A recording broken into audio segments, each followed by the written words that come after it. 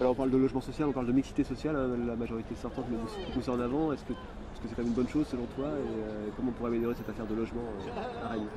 Bah, ce qui est sûr, à Rennes comme dans tout le pays, des tas de travailleurs ont du mal à se loger. Hein, d'une part parce que ils ont souvent pas de boulot. Hein, les travailleurs qui sont ou en CDD ou en intérim, eh bien, ils ont bien du mal à trouver un logement, sachant que même à Rennes, il faut un an d'attente pour arriver à avoir un logement social. Et le problème du logement, au bout du compte, c'est un problème national. Et l'État devrait prendre à son compte la construction de logements. Il en faudrait au moins 1 million pour loger déjà les gens qui n'ont pas de logement et tous ceux qui sont en précarité de logement. C'est plusieurs millions de personnes. Donc c'est l'État qui devrait construire en embauchant directement tous les salariés, les ingénieurs, les techniciens dans un vrai service public de logement.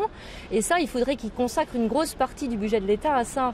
Alors c'est sûr que le problème, c'est que l'État aujourd'hui, avec ce gouvernement comme le précédent, au bout du compte, c'est pas sa priorité. Lui, il est en train de donner des milliards et des milliards au grand patronat pour les sauver de la crise. Et au bout du compte, il va faire payer ça aux communes en diminuant leurs dotations, aux régions. Donc on ne pourra pas compter sur ce gouvernement pour prendre en charge les problèmes du logement. Il faudra qu'on se défende, qu'on réquisitionne nous-mêmes les logements et puis aussi au bout du compte qu'on réclame nous en tant que salariés des vrais boulots et des vrais salaires qui suivent le coût de la vie puisque les loyers, comme vous le voyez, ils explosent. Dans le logement, il y a aussi des factures énergétiques. Qu'est-ce que vous prenez vous à Lutte ouvrière pour alléger un peu la facture pour les... Bah ça c'est le même problème que pour tout. En effet, les prix de l'électricité flambent et on voit les petits retraités qui sont obligés de couper leur chauffage ou alors qui payent plus leurs factures. C'est près d'1 million de personnes qui vont se faire couper l'électricité là d'ici la fin de l'année et je crois 2000 personnes, 2000 familles à l'échelle de Rennes. Donc ce qu'il faudrait, c'est que les salaires, les pensions et toutes les allocations ils suivent le coût de la vie. Non seulement qu'elles augmentent pour qu'on puisse vivre décemment, et puis surtout qu'ils suivent le coût de la vie. Et donc il faudrait indexer les salaires et les pensions sur les augmentations d'électricité, par exemple, qu'on puisse vérifier tout ça, vérifier l'augmentation des prix nous-mêmes. Est-ce qu'on pourrait d'ailleurs municipaliser en fait le gaz et l'électricité? Ça devienne une région. En tout cas, ce qui est sûr, c'est que tous ces problèmes-là, que ce soit l'eau, le gaz, l'électricité et même le transport, ça ne devrait pas dépendre de grands groupes privés ou de grands groupes pour qui le seul but est le profit.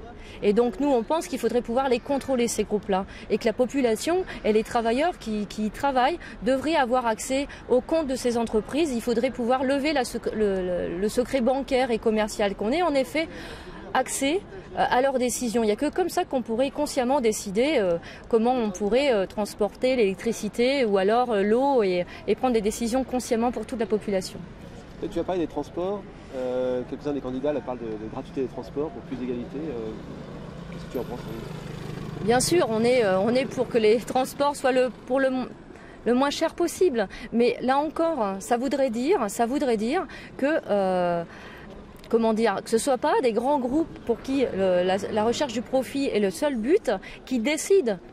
Que ce soit les constructeurs de bus ou de trains, que ce soit ceux qui construisent les lignes de voies ferrées ou de métro, qui sont des groupes au bout du compte, les grands groupes du BTP, pour qui seul le profit compte, eh bien ça ne devrait pas être à eux de décider et d'être en charge de la construction du transport. Et c'est ça, il n'y a que comme ça qu'on pourra aller vers des transports en effet gratuits pour la population. Alors, il y a aussi aujourd'hui la question environnementale et écologique qui concerne beaucoup de monde. Est-ce que l'écologie peut être au service du social? Est-ce que c'est forcément une affaire aussi de grands groupes écologiques qui profitent en fait de cette vague un petit peu de... Vous savez, les politiciens qui parlent d'écologie, moi je crois qu'ils se moquent du monde. Ils s'en prennent pas jamais d'ailleurs au pouvoir des grands groupes industriels et de l'agroalimentaire. Et puis au bout du compte, les mêmes qui se moquent de l'environnement, c'est-à-dire les grandes entreprises, toutes ces grandes entreprises, elles se moquent de la vie de leurs travailleurs et de la vie de l'humanité.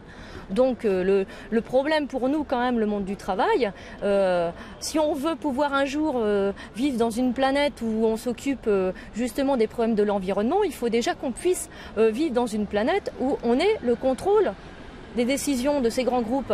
Vous comprenez, c'est les mêmes qui sont en train de licencier, qui nous demandent de plus en plus de choses au boulot, où il faut en faire de toujours plus, qui nous baissent les salaires et qui s'occuperaient de l'environnement. Bon, non, alors le problème, c'est qu'il faudrait leur enlever leur pouvoir et contrôler ces grands groupes, pouvoir regarder leurs comptes pour pouvoir prendre nos décisions, que ce soit en matière d'environnement, mais surtout en matière d'emploi. Et à l'échelle d'une ville comme Rennes, on a par exemple un gros employeur qui fait PSA, un grand groupe, qui a beaucoup licencié sur la dernière mandature. Qu'est-ce que peut faire une ville comme Rennes? Bon, en tout cas, elle pourrait ne pas se réjouir de ces licenciements et ne pas les soutenir. Parce que c'est ce qu'elle a fait. Et Rennes, la municipalité de Rennes, comme d'ailleurs la région, le gouvernement socialiste, pareil évidemment, ils les ont soutenus. Ils les aident. Ils aident pas que PSA, ils aident tous les grands groupes. Là, ils viennent de leur donner 50 milliards.